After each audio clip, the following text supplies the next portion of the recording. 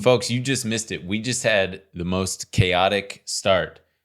Oh, man. Every single time we do this because Emil's computer just doesn't want to participate.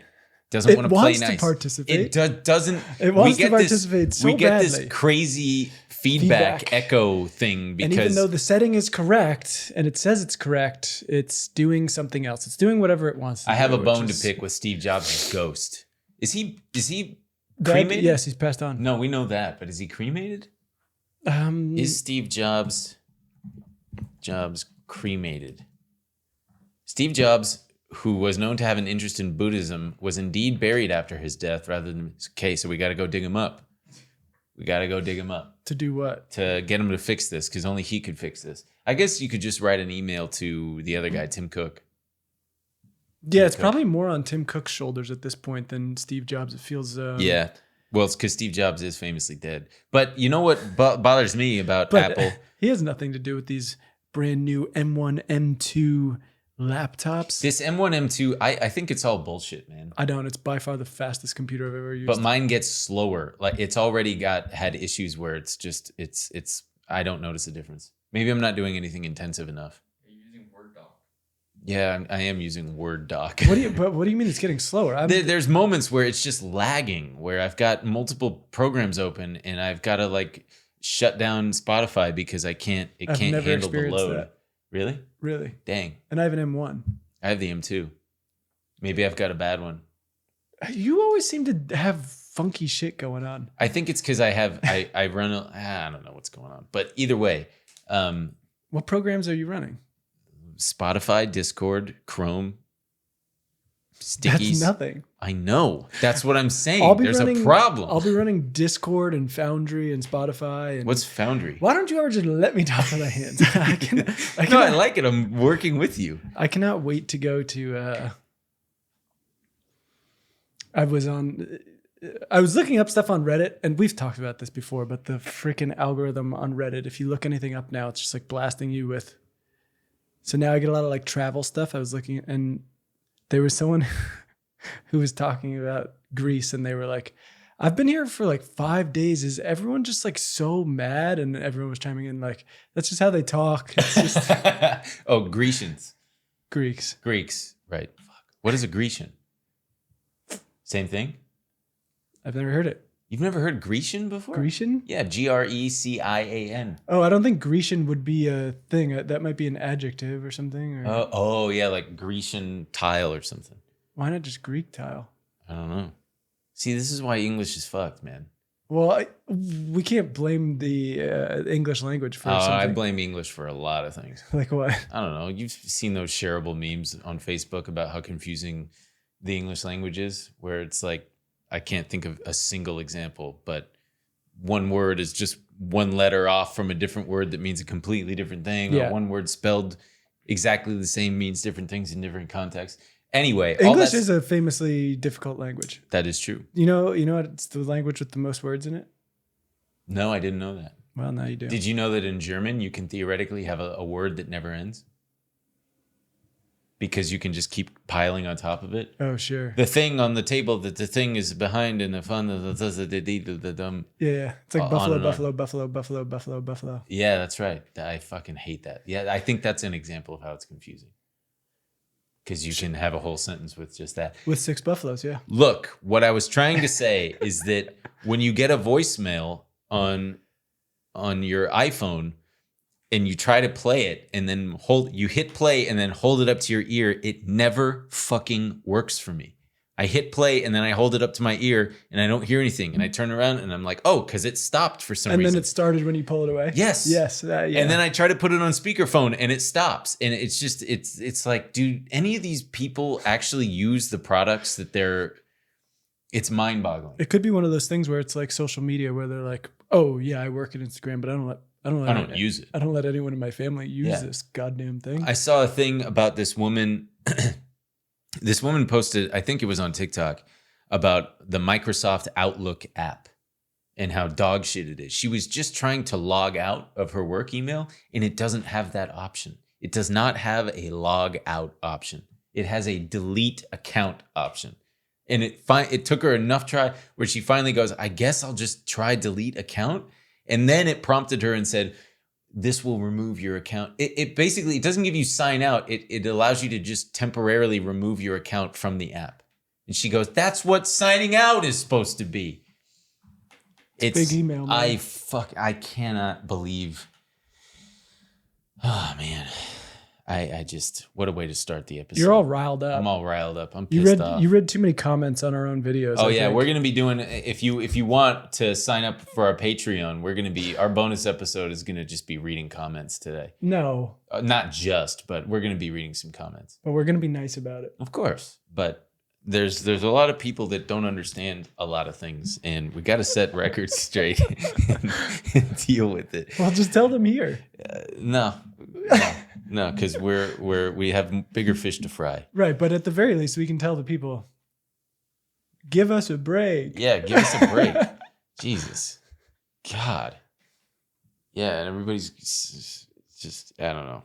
Just leave us alone. It's like that Michael Jackson song. Leave me alone. But except there are no allegations about kid stuff. This is all about the quality of our show. Yeah. Just to be clear. Right. Oh, because that's how he made that song in response to all the tabloid stuff. Biddy Born allegations. Biddy Born? Yeah, I'm not saying the actual thing just in case we get flagged. Oh, got it. Right, like another. Because you just never know what's going to upset the little numbers in the screen. It's going to go, oh, no, so now we're just going to delete your channel or something.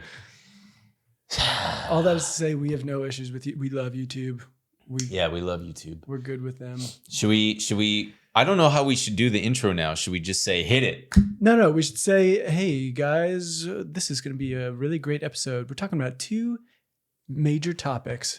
One, Project 2025, the conservative movement to buttress in buttress me their new plan for whichever conservative administration might win will win in 2024 and enter office in 2025. And then we're also going to be talking about car bloat. Some Toyota, some pickup trucks are eating too much dairy. They're getting all bloated and farty. I identify with that. Car bloat. Maybe they should lay off the dairy. It was funny. The other day you I was bloated. No, you found another thing you couldn't eat, and you just went, "Great, add it to the list." oh yeah, it was Dillon. Bless you, Dillon. It was bitchin' sauce. Yes, bitchin' sauce. Yeah. Okay, you know what? Play the song. We're gonna go into the episode. I'd like to try to sell something to you.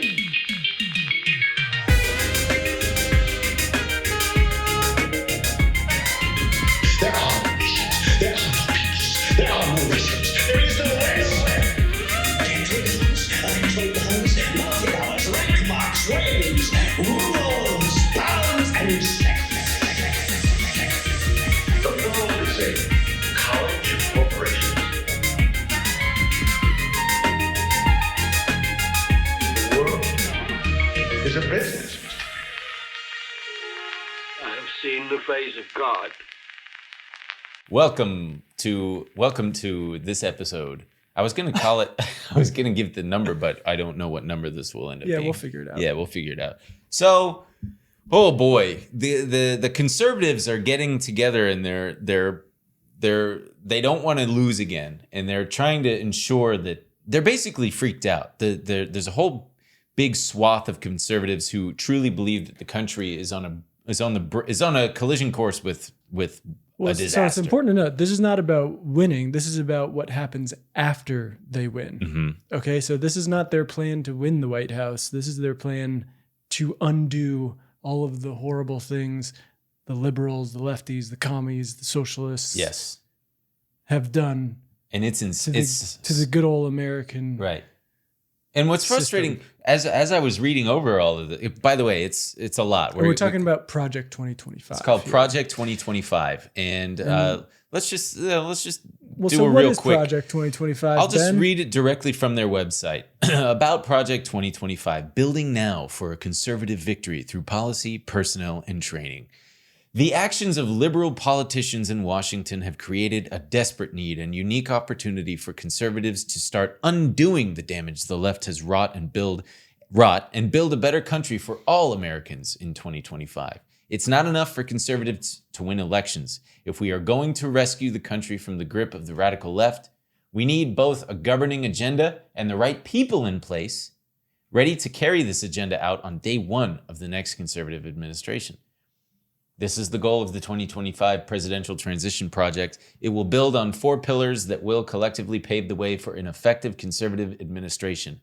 The 4 pillars are a policy agenda, personnel, training, and a 180-day playbook. Right. So those are their 4 pillars. Right. It's the effort of a broad coalition of conservative organizations that have come together to ensure a successful administration begins in January 25. With the right conservative policy recommendations and properly vetted and trained personnel to implement them, we will take back our government. It's organized by the Heritage Foundation and builds off of Heritage's longstanding, quote, mandate for leadership, which has been highly influential for presidential administration since the Reagan era.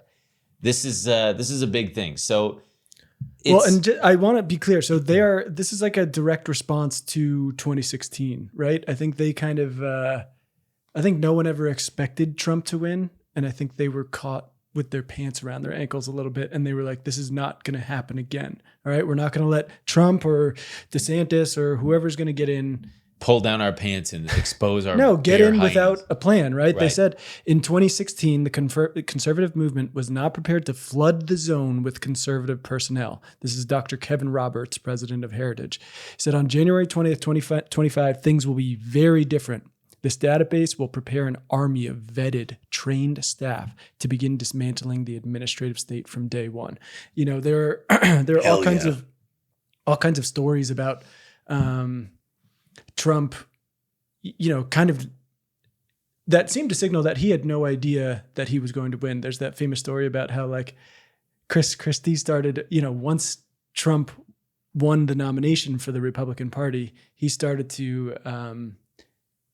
Chris Christie started to take funds to plan the transition team, and Trump started screaming, going, "He's taking my fucking money," and didn't realize that these were just natural things that would normal things that had to happen to to plan for the election and everything.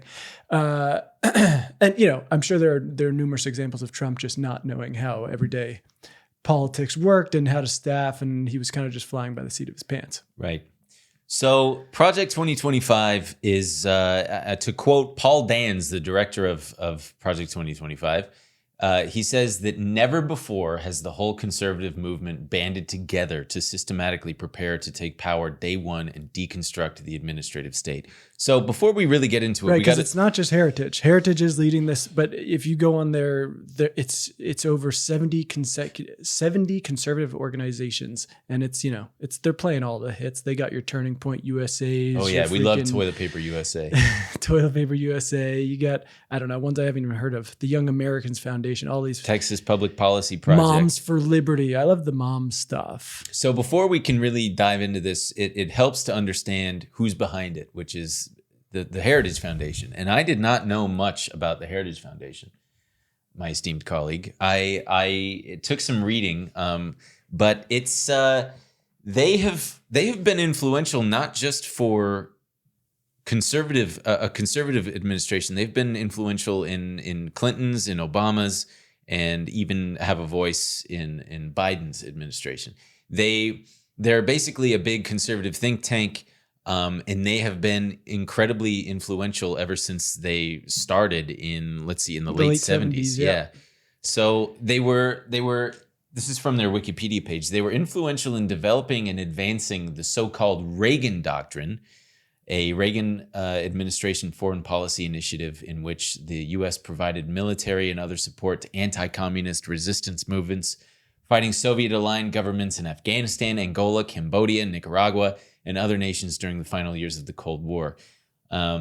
Yeah, I mean, so so this was from the Atlantic. I thought they were maybe being a bit hysterical. They talked about, heritage policies and personnel were particularly influential during the Reagan and Trump administrations. A report in the Atlantic estimated that President Ronald Reagan implemented at least 60% of Heritage's recommendations. 60% of their recommendations Reagan implemented. But if you go into That's wild. If you go into Project 2025's full mandate for leadership, which is 900 pages, if you guys are starved for something to do, you can read through it like I have. But they are bragging about this themselves in their own thing.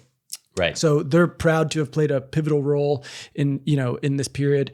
It was in early 1979 amid stagflation, gas lines, the Red Army's invasion of Afghanistan, the nadir of Jimmy Carter's days of malaise. Heritage Foundation launched the Mandate for Leadership Project, brought together hundreds of conservative scholars and academics, blah, blah, blah. We created a 20-volume, 3,000-page governing handbook containing more than 2,000 conservative policies to reform the federal government and rescue the American people from Washington dysfunction. It was published in January 1981. The same month, Ronald Reagan was sworn into his presidency. By the end of that year, more than 60% of its recommendations had become policy, and Reagan was on his way to ending stagflation, reviving American confidence and prosperity, and winning the Cold War. They go on to say that the legacy of the Mandate for Leadership. So basically, the Mandate for Leadership is this, like Emil said, is this 900-page volume that is chock full of ideas, policies, recommendations that a bunch of conservatives put together in hopes that the incoming president will implement as many as possible, because they're basically saying, hey, we've got all the best brains in the conservative movement. These are all of their best ideas for everything from foreign policy to the Fed to the EPA, which is a big one, just everything. And which, I mean, this is not unique to conservatives, right? Like,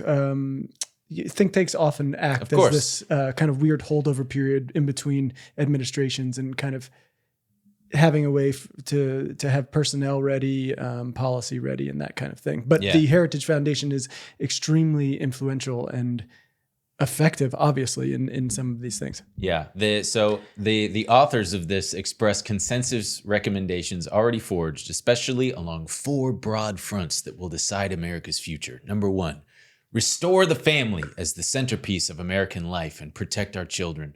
Number 2, dismantle the administrative state and return self-governance to the American people. Number 3, defend our nation's sovereignty, borders, and bounty against global threats.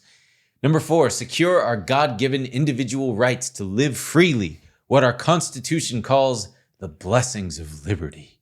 It was founded, the Heritage Foundation was started in 1973 by these 3 guys, Paul Weyrich, Edwin Fulner, and Joseph Coors. Yes, that Coors, the beer guy. And there's just to give you an idea of who these people are and what they're like, we got this quick little video on YouTube. This is Paul Weyrich, one of the founders. Let's just hear what he has to say. Yeah. Now, many of our Christians have what I call the goo-goo syndrome. Good government. They want everybody to vote. I don't want everybody to vote. Elections are not won by a majority of people. They never have been from the beginning of our country, and they are not now. As a matter of fact, our leverage in the elections, quite candidly, goes up as the voting populace goes down. There you go. So, he's not into the idea of people voting, I guess. Well, it seems to hurt them when more people vote. That's apparently the more people who vote, the less positions the conservative movement is winning. But yeah, and it's a whole another story. But Joseph Coors and the Coors family and their whole role in the conservative movement is like very interesting. People should look into it. But it just started with the Heritage Foundation, and then it was just all kinds of things. Free Congress Foundation, Mountain States Legal Foundation, all these different things. Yeah, the guy in charge of it now is named Kevin Roberts. He's an academic. He's the former CEO of the Texas Public Policy Foundation, which is, surprise, another conservative think tank based out of Austin.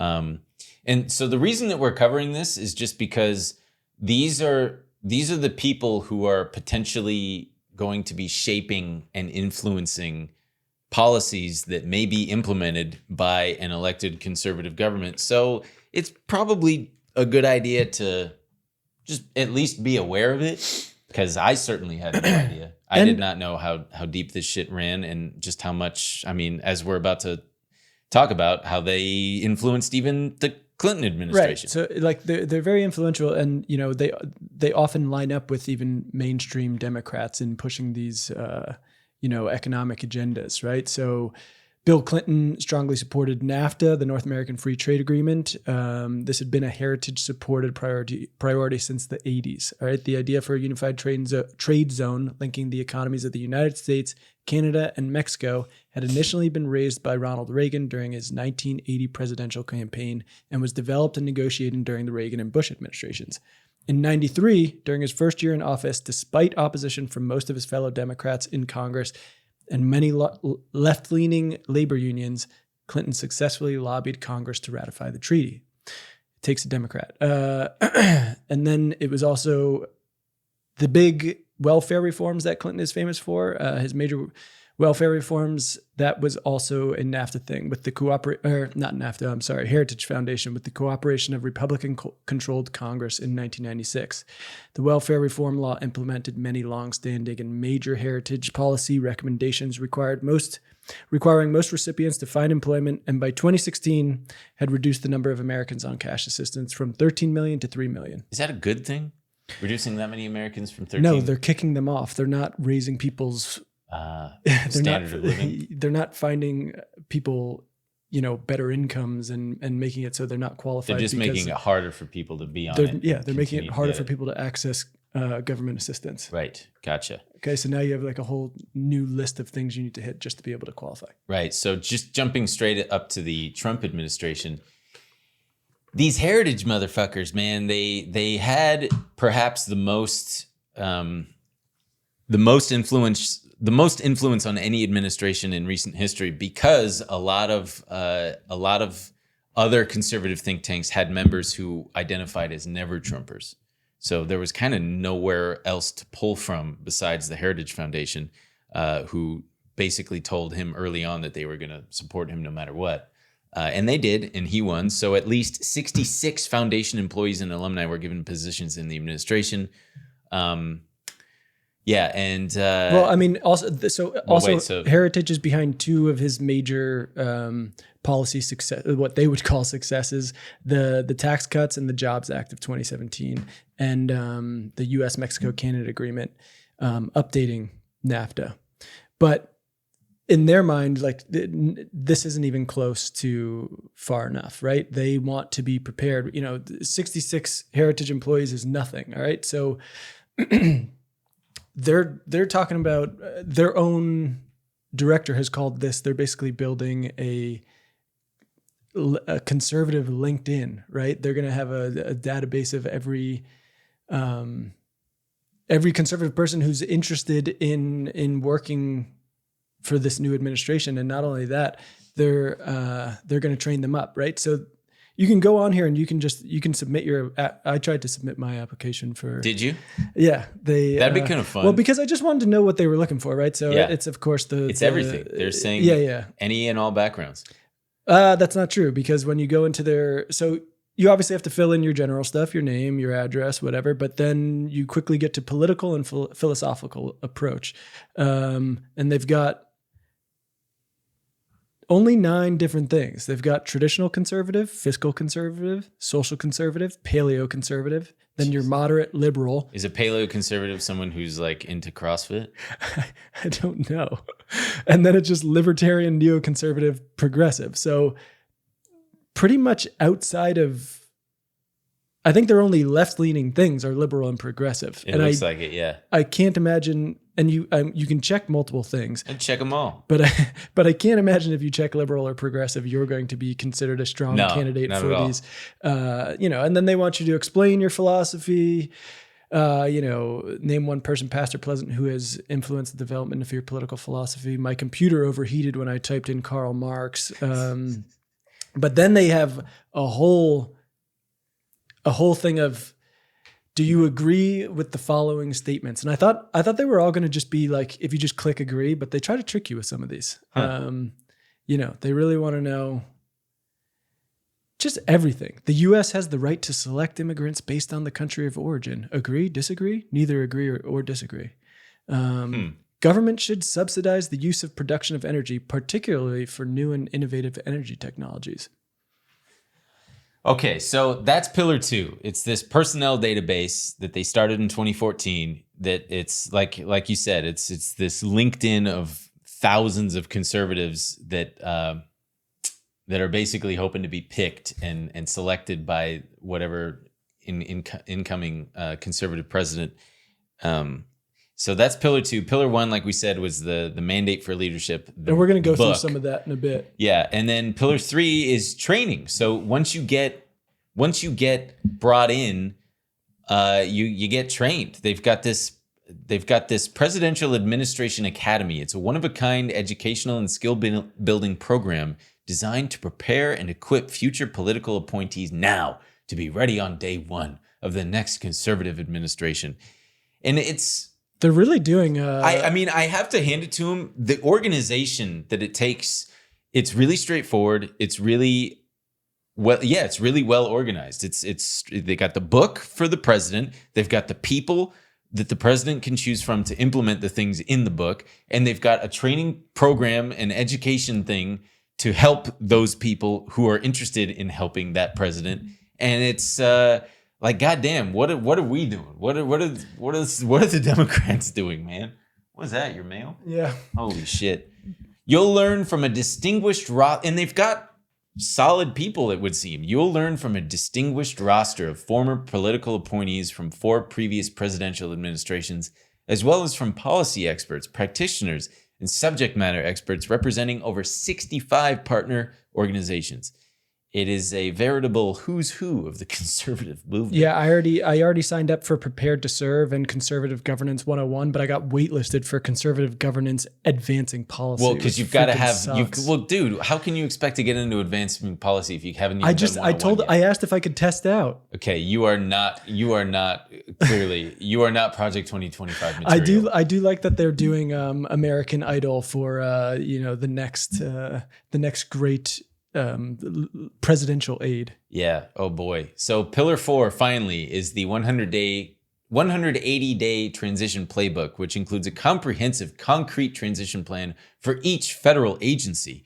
Again, I tried to get one of these, but you gotta. Yeah, I emailed and they again. An I appendix think they're on to me. An appendix guide is a roadmap to equip a future GOP president on policy, so they can have a framework and not just write policy from scratch, which is an issue that Trump kind of ran into. It's like you need to know what you're doing so that you're not just going, well, I guess I got to create. They're like, hey, baby, we got it all taken care of beforehand. I will say you are ragging on the Democrats and asking what they're doing. And I mean, it's a good point. There's the left is so fractured that I can't imagine them ever working together on something like this. I mean, even if you just look at it, it seems to be unclear as to what a Democrat is, right? If you were to look at the 3 people running, there might be more, but the 3 main candidates between Joe Biden and Marianne Williamson and Robert F. Kennedy Jr. I didn't even know that those were the other 2. Marianne Williamson is still out there being considered. You didn't know RFK Jr. was running? I mean, I knew that, but I didn't think that he was being taken seriously and being thrown out as one of the top 3. I would have thought that the top 3 are Biden and to TBD. Well, no one really outside of people like these 2 would have the guts to take on. Or Gavin Newsom. Incumbent. I would think Gavin Newsom would be before RFK or Marianne Williamson. But he hasn't announced the run. And again, I don't think mainstream Democrats are going to be challenging an incumbent Joe Biden. Yeah.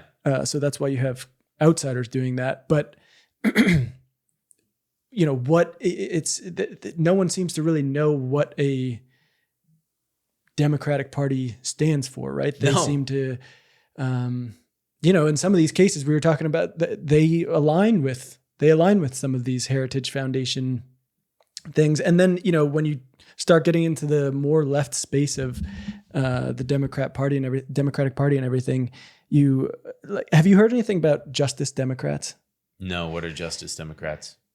They basically came to prominence. Remember when everyone was riding high off the whole Bernie 2016 thing? Oh, and how it can I seemed forget? like there would actually be a left movement in this country for the first time in a very long time. It was one of the things that sprung up it was founded by prominent leftist commentators like Cenk Uygur from the Young Turks and Kyle Kulinski and some other people. And it was they were behind the AOC run. They basically were having people nominate people from their community to run primary campaigns against like establishment Democrats who were not reactive to their constituents' needs and all that. But there's been stories about just how in just a few, because they launched AOC in 2018. We're now going into 2024 and they're laying off staff. They're just kind of lost out there. I mean, the left is completely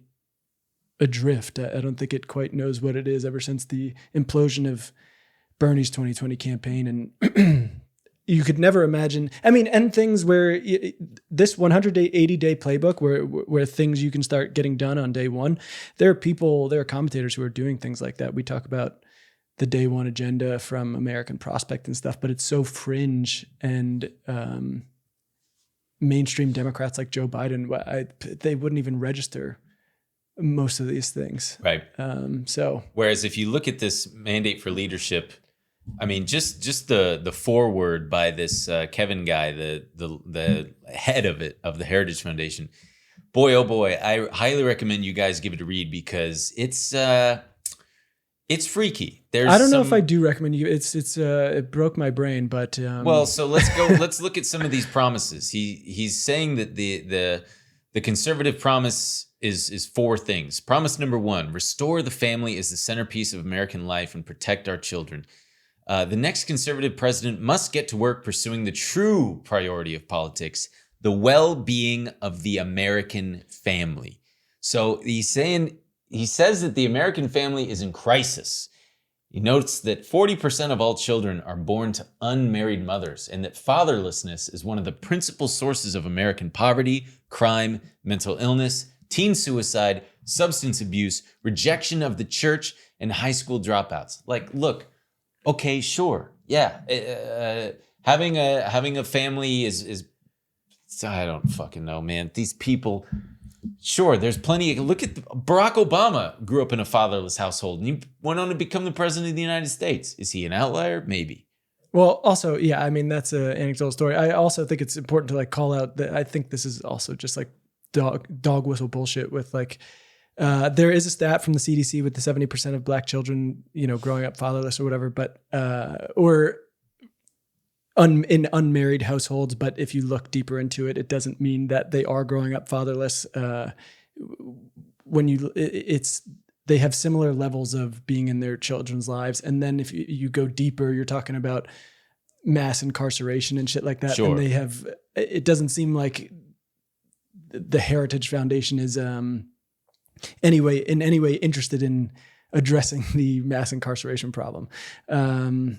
But yeah, their whole it's crazy. Their whole ideology is wrapped up in their belief that, the idea, a government in itself is some kind of like rejection towards family. They say like the entire point of centralizing political power is to subvert the family. Okay.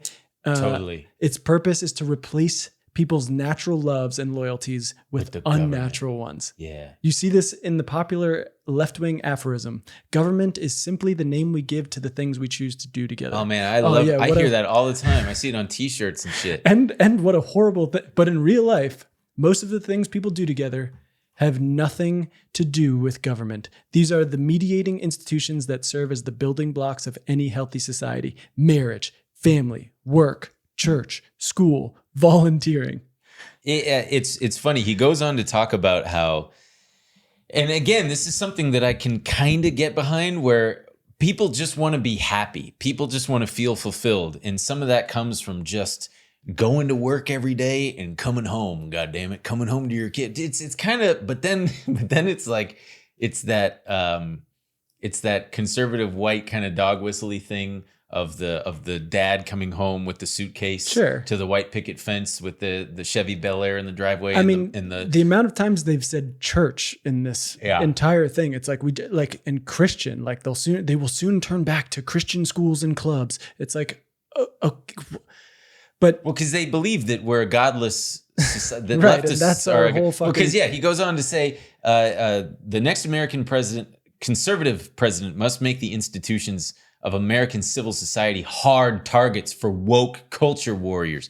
This starts with deleting the terms sexual orientation and gender identity, diversity, equity, and inclusion, gender equality, gender equity, gender awareness, gender sensitive, abortion, reproductive health, reproductive rights, and any other term used to deprive Americans of their First Amendment rights out of every federal rule, agency regulation, contract, grant regulation, and piece of legislation that exists. This part's the best. Pornography, manifested today Finally. in the omnipresent propagation of transgender ideology and sexualization of children, has no claim to First Amendment protection. Its purveyors are child predators and misogynistic exploiters of women. Their product is as addictive as any illicit drug and as psychologically destructive as any crime. Pornography should be outlawed. The people who produce and distribute it should be imprisoned. Educators and public librarians who purvey it, there's porn in libraries? That's where I get my porn. Yeah, I'm going down to. Who purvey it should be classed as registered sex offenders, and telecommunications and technology firms that facilitate its spread should be shuttered. That's right. Holy God. OnlyFans creators, we are going to lock you up in 2025, day one. Within 180 days, we're going to put all of you in jail. Yeah, Pornhub, I mean, there's something to be said for how damaging porn is. Sure. When you have unfettered access to these things that our dumb little brains, from an evolutionary standpoint, should not be viewing. It's a pretty, I mean, sure, it's good. I don't fucking know. It's not good, but some of these are like lofty goals, right? When they talk about the family and stuff, I'm like, how do you plan on doing that, right? And it all seems like very vague because like you can't just. What are you going to do? Make divorce illegal? You're just going to force people to live with their families and stuff like that? Because it's a covenant that you make with God. So they have, they say we're going to have dozens of policies to make sure we keep people together. Some are obvious, longstanding goals like eliminating marriage penalties and federal welfare programs and the tax code and installing work requirements for food stamps. But we must go further. It's time for policymakers to elevate family authority, formation, and cohesion as their top priority, and even use government power, including through the tax code, to restore the American family. It's like, well, hold on a second, dude, Emil. That's our problem. We just don't have enough tax incentives to that it sounds like, because they go on to say, consider our approach to big tech. The worst of these companies prey on children like drug dealers to get them addicted to their mobile apps. I agree with that. That's certainly true. Many Silicon Valley executives famously don't let their own kids have smartphones. They nevertheless make billions of dollars addicting other people's children to theirs. TikTok, Instagram, Facebook, Twitter, not YouTube though, not Spotify, and other social media platforms are specifically designed to create the digital dependencies that fuel mental illness and anxiety, to fray children's bonds with their parents and siblings. But they're onto something, but it's not just children. I mean, adults are just as well not only susceptible to being addicted to these things, but being addicted to these things. Federal policy cannot allow this industrial scale child abuse to continue. So here's what's interesting. It's like they want this totally, they want to break apart big government. They want to totally limit the federal government's ability to stop big business from doing what business does best, which is just total unfettered, let the free market capitalism, except when it comes to things, but except when it comes to things like they're famously really a big part of their thing is let's unleash America's energy power. Let's drill. Let's get America's energy back on track. They want to undo just basically everything and just say, fuck it. We're going full bore. We're burning every last bit of dead dinosaur we can get our grubby little mitts on so that we can create more jobs and just become energy independent. No regulations there. But when it comes to regulations involving things that they disagree with fundamentally, religiously, Right, they like- are all for government intervention. Jail any porn creator. Jail. Yeah, like that's what's. It's mind-boggling to me that they don't see the. I mean, I They guess don't. it They shouldn't be. fucking see it. They, Of course. like, it's obvious. They're very clear about what they want to accomplish. Yeah, they want to And overturn they're Roe selling versus people, Wade. Well, they're you know, celebrating it rather. There are plenty of people who agree with these kind of things and are just good. They don't. No one's going. Well, hang on. I thought you said limited government. Shouldn't we be a little bit ideologically consistent here? Yeah, sure. And I mean, They're just going, no. We need to continue to make sure we implement this great Christian nation's values. when you read something like this, you realize just how complex it is to run a country and how much influence and just how deep policy goes and how many departments and people and legislation that it takes to just. Why would anyone ever want to fucking run a country? I have no idea. You've got to be. Well, because for these people, this is It's control. This is good business, right? These institutions are funded by big business who can make sure these things get accomplished, right? Yeah, unsurprisingly, when you look at the people who've contributed to this mandate for leadership and the ideas that they're pitching therein, namely the ones that really, really promote big oil and things that are just destructive to the environment, they're all funded by big oil. Yeah, it's not rocket science It's here. really fucking. It's fascinating. And the last thing and that's reading through this, the biggest thing for me is it's like, you guys won, right? They talk about Roe v. Wade and how we need to celebrate it and go further, and it's just the beginning. And it's like, you guys won, right? You guys have handpicked Supreme Court members. It's all of these things have been a decades-long project for you that have come to fruition, but it's like, no. Now we need to completely dismantle everything. And that's when they go into promise number 2, which is where they start talking about getting, just completely getting rid of the administrative state and returning self-governance to the American people. It's just exhausting. And they talk about, But what if I want to have my city just be porn city? Trans porn city. We will turn that into an open air prison, and and that's where you can do it. But yeah, so it's just unaccountable. Federal spending is the secret lifeblood of the Great Awakening. It's the only way. Awakening. It's the only way we can. So it's basically, they just want to go into everything: Department of Education, Department of Homeland Security, Environmental Protection Agency, Department of Justice. All of these things, and making sure they have. They either strip it of funding for anything they don't like, or putting in the correct people who are going to make sure we're enforcing things like, I don't know, the Department of Justice to make sure they can't force school districts to undermine girls' sports and parents' rights to satisfy transgender extremists. Talk about the military, and says the president should restore public confidence and accountability to our most important government function of all, national defense. The American people desire a military full of highly skilled servicemen and women who can protect the homeland and our interests overseas. The next conservative president must end the left's social experimentation with the military, restore warfighting as its sole mission, and set defeating the threat of the Chinese Communist Party as its highest priority. Which brings us to the next thing. They are fucking. If you read this, you would think that China is like minutes away from because you have to remember, invading America. These guys, it's also, the whole thing is laid like just full of praise for Ronald Reagan, right? Mm-hmm. These guys are fucking rock hard for the 1980s, and they want that back. All right, and what do they need? Their very own Cold War. Okay, we need to drum up Cold War sentiment. We need an enemy. We need movies where like every bad guy is Chinese, or Russian. Well, back in the 80s, it was all Russian. Now, yeah. We need a small Italian man from Philadelphia fighting the most jack Chinese guy you've ever seen in your life. Jack Chinese guy. Like Rocky IV, but it's a Chinese guy now. Oh yeah. Okay, I got you. Did you get it? Yeah, no, I got it. Sorry, it took me a minute. instead of go on.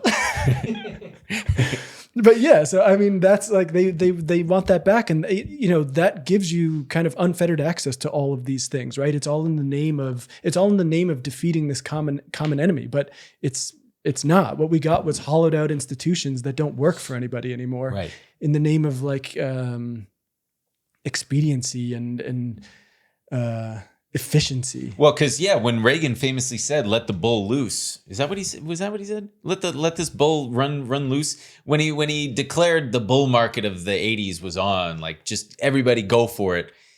A big part of what would end up happening is corporations juicing their margins by slowly and meticulously shutting down factories and outsourcing everything, manufacturing of goods to China. And they underscore this. For 30 years, America's political, economic, and cultural leaders embraced and enriched communist China and its genocidal Communist Party while hollowing out America's industrial base. What may have started out with good intentions has now been made clear. Trade with China has been a catastrophe. It's made I like this part. It's true. It's made a handful of American corporations enormously profitable while twisting their business incentives away from the American people's needs. For a generation, politicians of both parties promised that engagement with Beijing would grow our economy while injecting American values into China.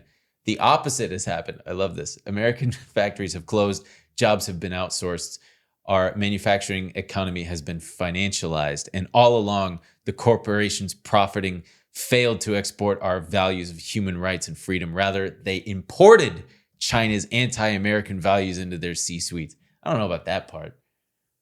That's the thing. It's like just when they're like, yeah, okay, they go, instead it brought communism here. It's like, no, it's just greed. That's all. Like you should have just stopped at the greed part. Well, I mean, did you see the thing about so today nearly every top tier U.S. university president or Wall Street hedge fund manager has more in common with a socialist European head of state than with the parents at a high school football game in Waco, Texas. That's exactly right. Many elites' entire identity, it seems, is wrapped up in their sense of superiority over those people.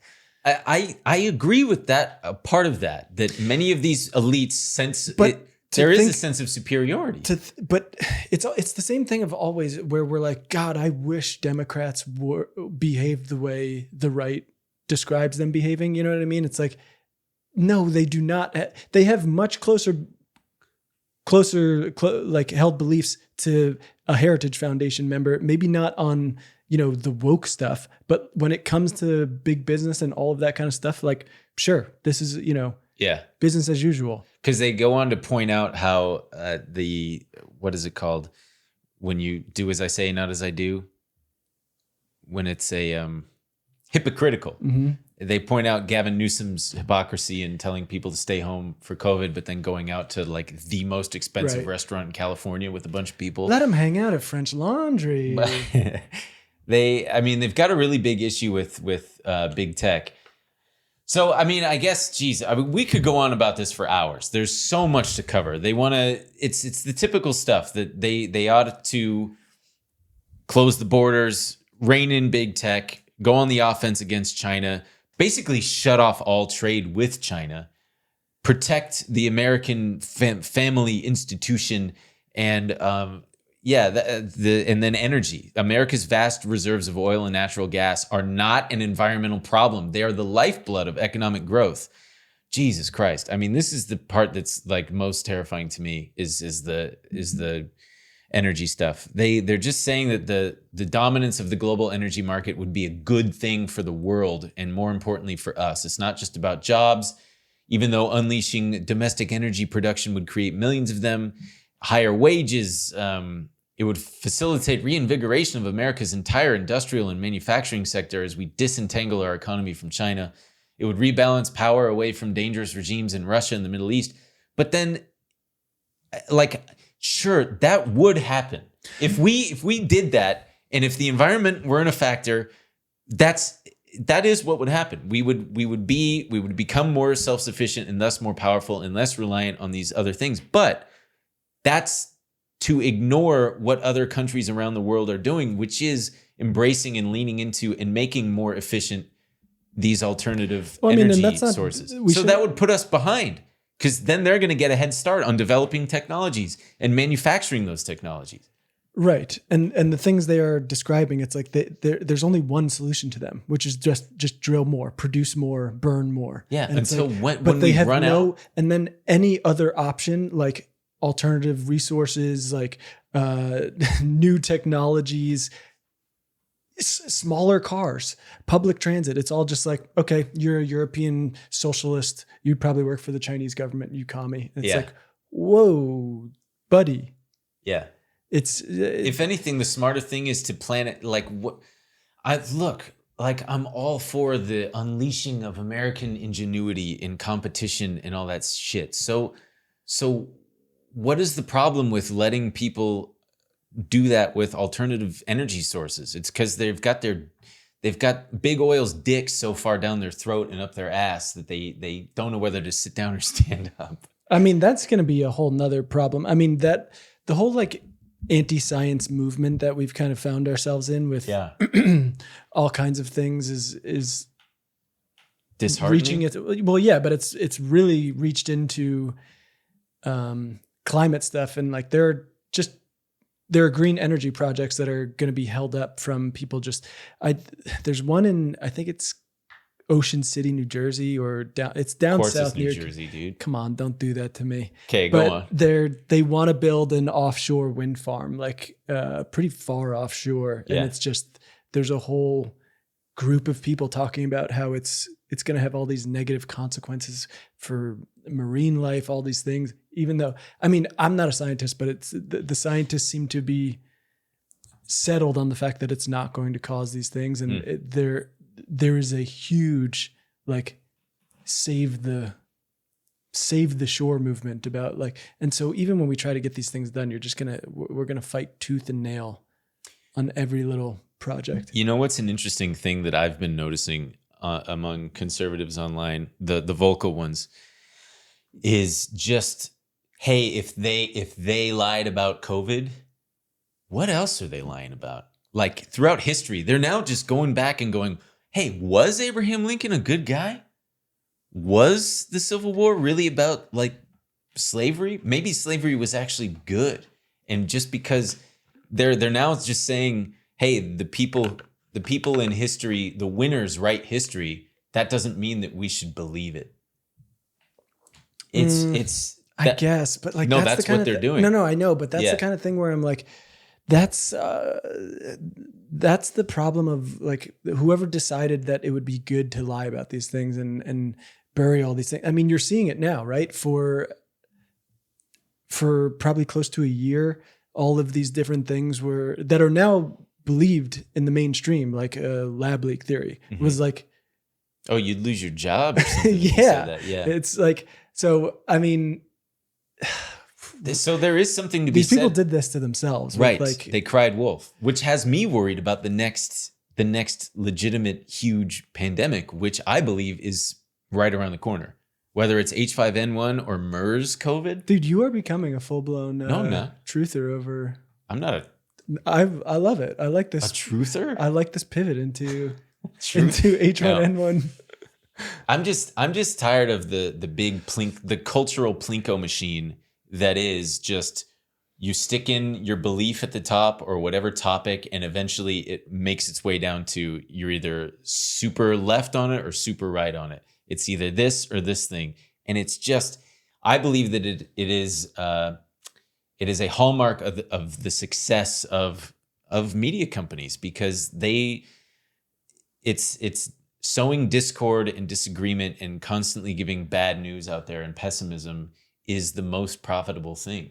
And we are not only the lab rats that they've experimented on, but it's worked. And we've gotten ourselves worked up into such a tizzy that every little thing is like, okay, even a fucking movie about a Barbie doll now becomes which side are you on? Right. Is it good or bad? Is the new thing good or is it bad? And your belief in whether it's good or bad files you as, just using the Barbie example, a fucking, I don't know, right-wing woman hater or Right. or like on the right side of history. Which It's you can be exhausting. a left-wing woman hater too. Just That's FYI. true. That's true, just like you. But it's funny you say that because there's a video that Heritage Foundation put out. You know, they're obviously trying to get out the good word about their Project 2025 and how they're going to save average Americans from the clutch of the elites. And it's just it's a bunch of cuts from like mainstream news outlets, you know, MSNBC, CNN, all of them.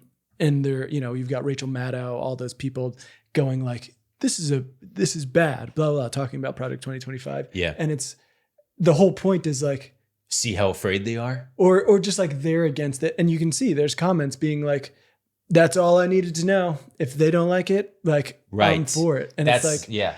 That's the other thing. fuck, dude. It's just how that's- that's how enmeshed this shit has all become. Where now, Right, it's you just even all have, if it's a good idea, well, is it a leftist behind it? Then I'm not for it. Right. Hey, I think we should have like clean air and water. Oh, so did Joe Biden come up with that? So I want give me dirty water. It's got minerals in it, actually. Like they.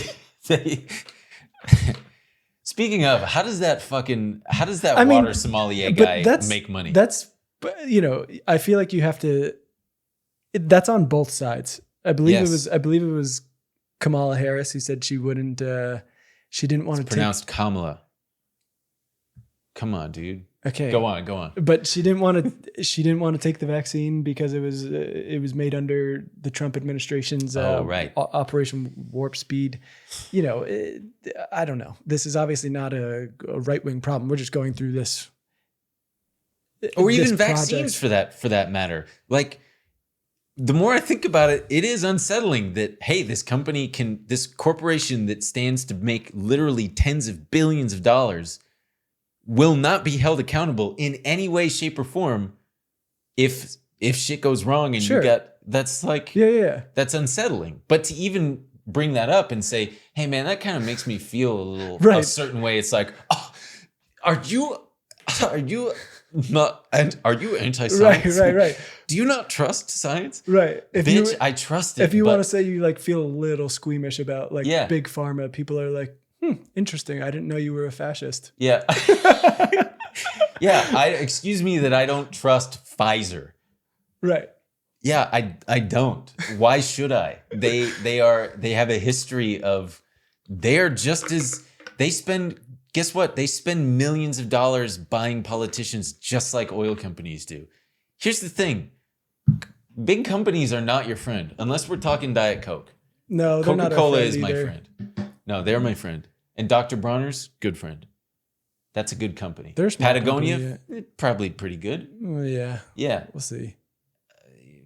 Let's just sum it up. Let's just sum it up. The big Left thing to here, our own devices, I've got- the American people rejected European monarchy and colonialism, just as we rejected slavery. Well, I don't know about that one. Second-class citizenship for women, kind of. Yeah. Mercantilism, socialism, Wilsonian globalism, fascism, maybe communism, and today, wokeism. That's probably a good place to end it. Nah, well, this No, I'm last joking. sentence. Conservatives have just 2 years and one shot to get this right. With enemies at home and abroad, there is no margin for error. Time is running short. If we fail, the fight for the very idea of America may be lost.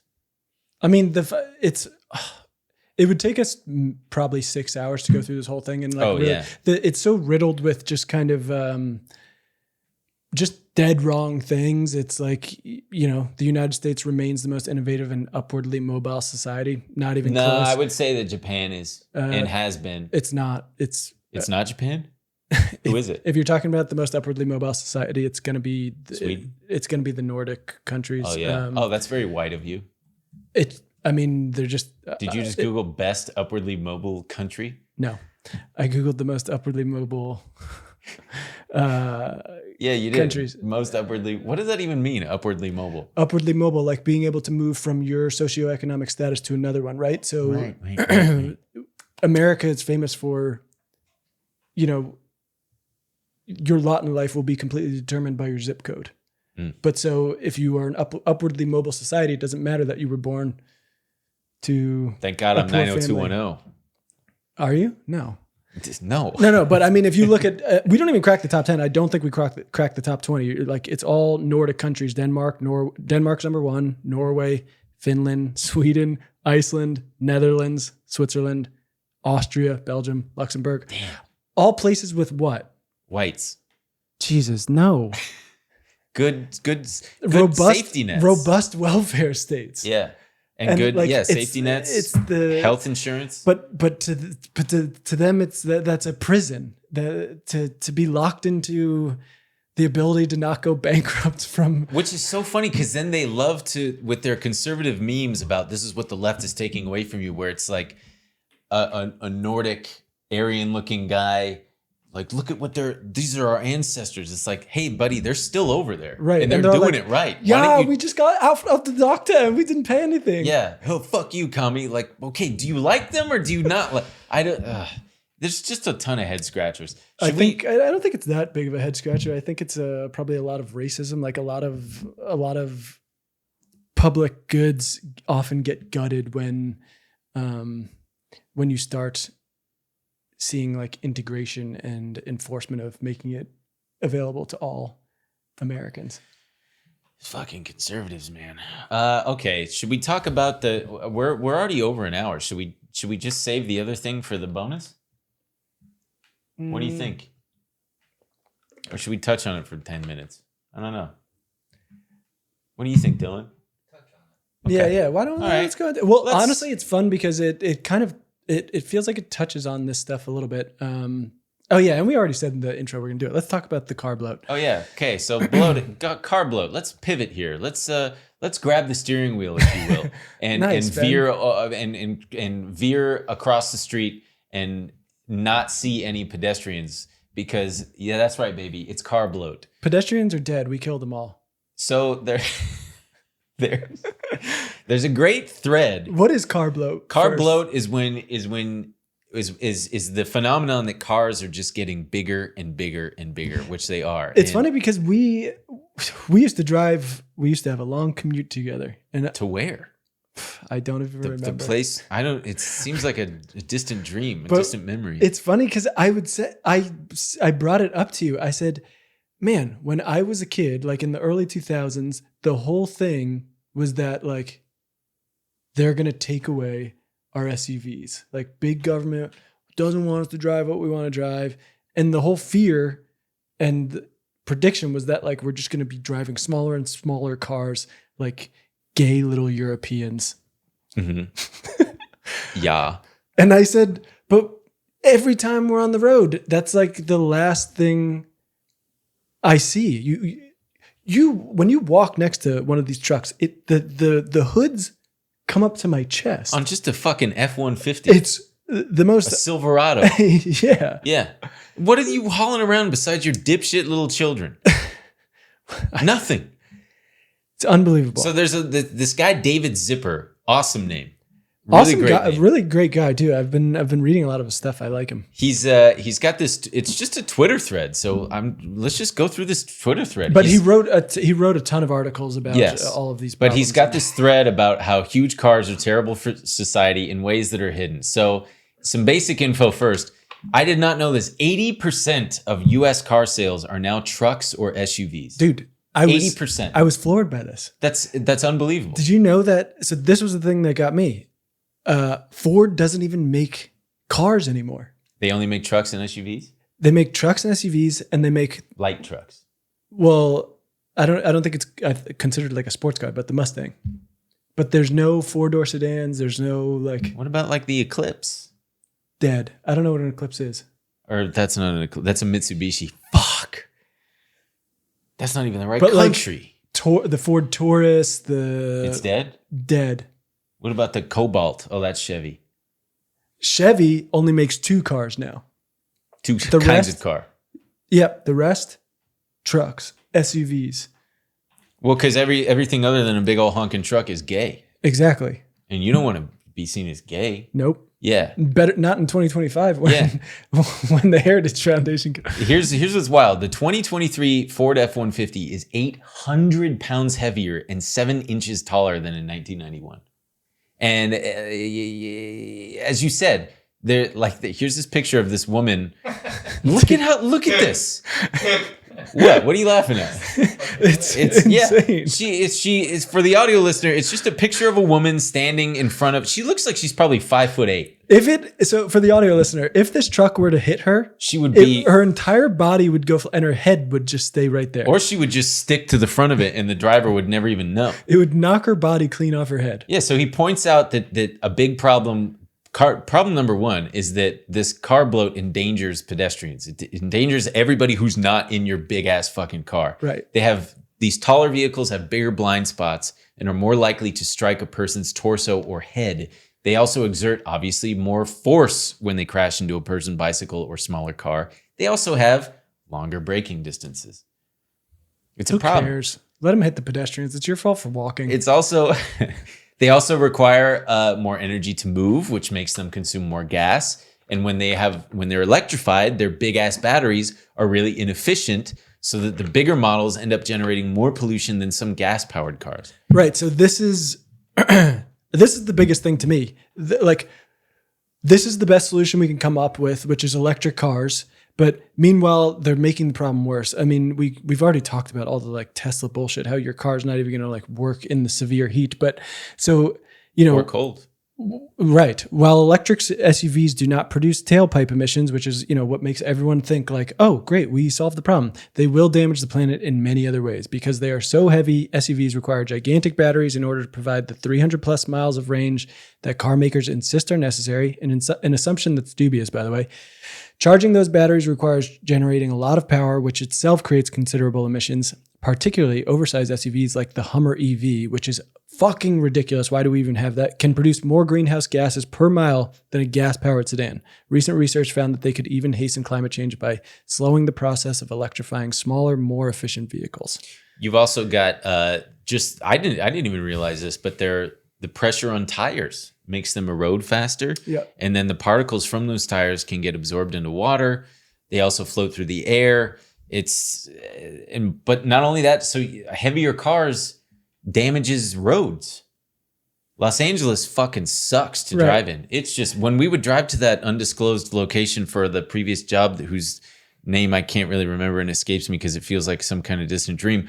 I would run over potholes galore all the time and get really fucking frustrated. Right. And it's kind of a twofold problem because, extreme weather conditions are already exacerbating our horribly taken care of roads. So you got a real nice double dick in here. Yeah, double dicking. Cars have become so heavy that U.S. auto haulers can't carry a full load without exceeding federal weight limits.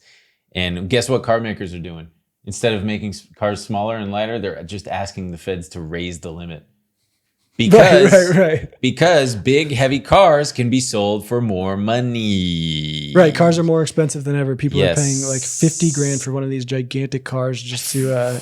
God. Look, if you're going to slam into a pedestrian, you want to make sure it's dead. You don't want it screaming. It?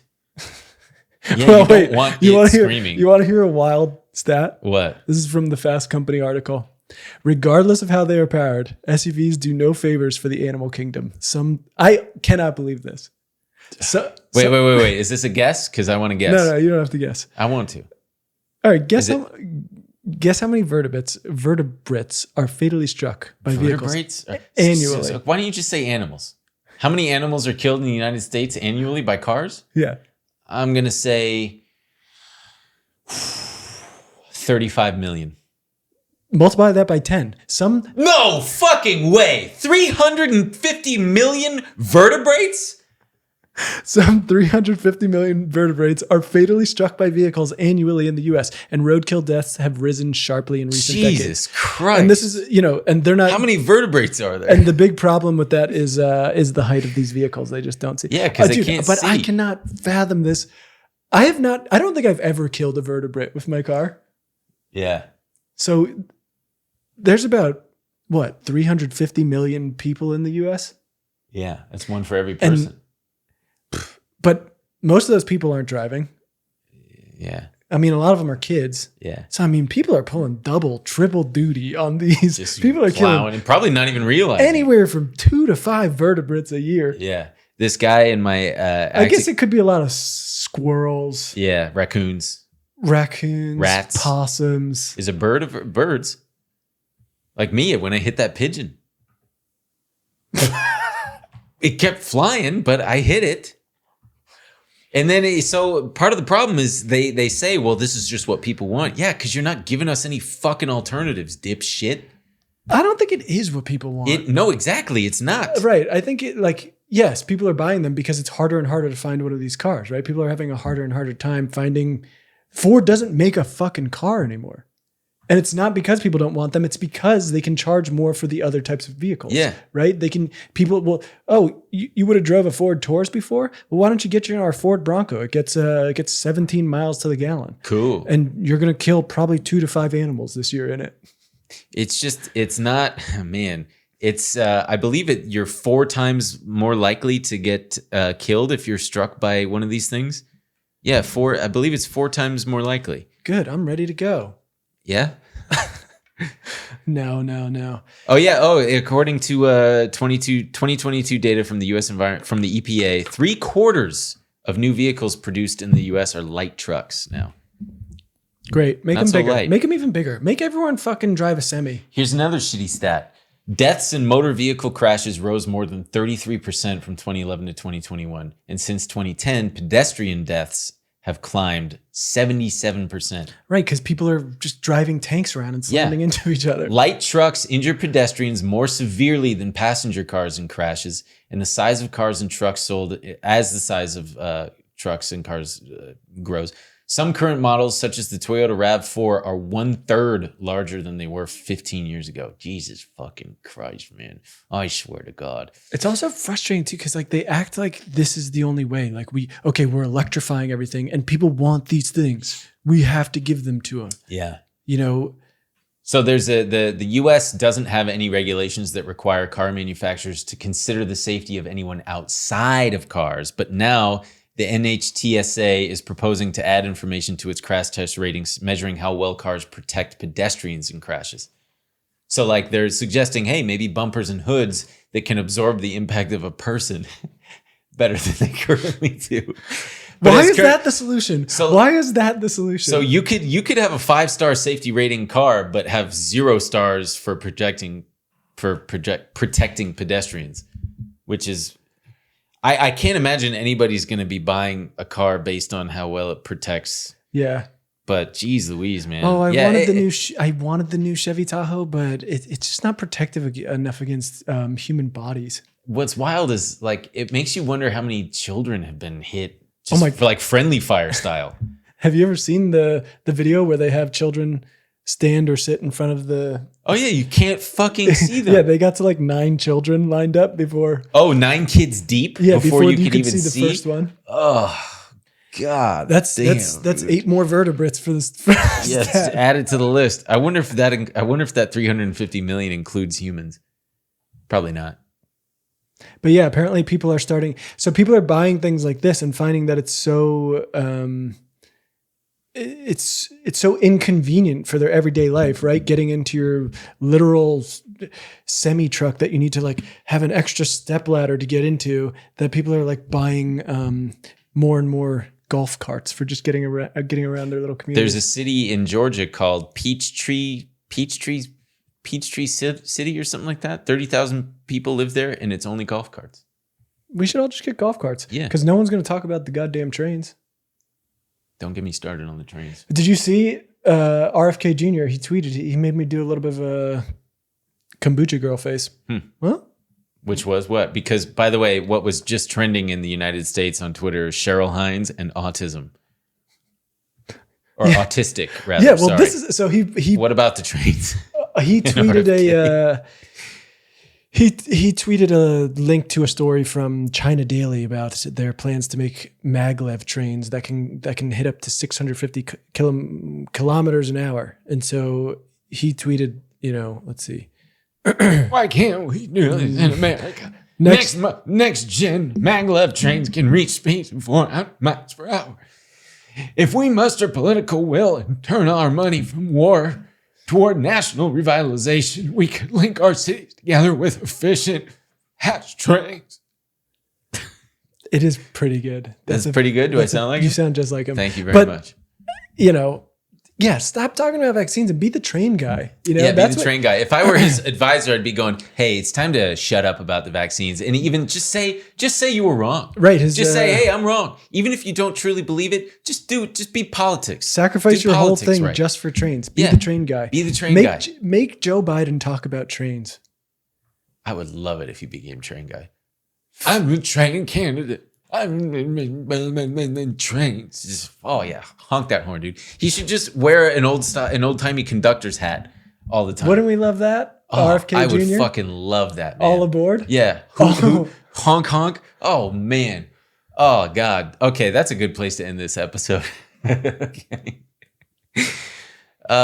Tune into the bonus episode on patreon.com/paypod. Where Ben's really gonna let people have it. I Man, think. I feel like a comments video could be a standalone video just for our YouTube channel.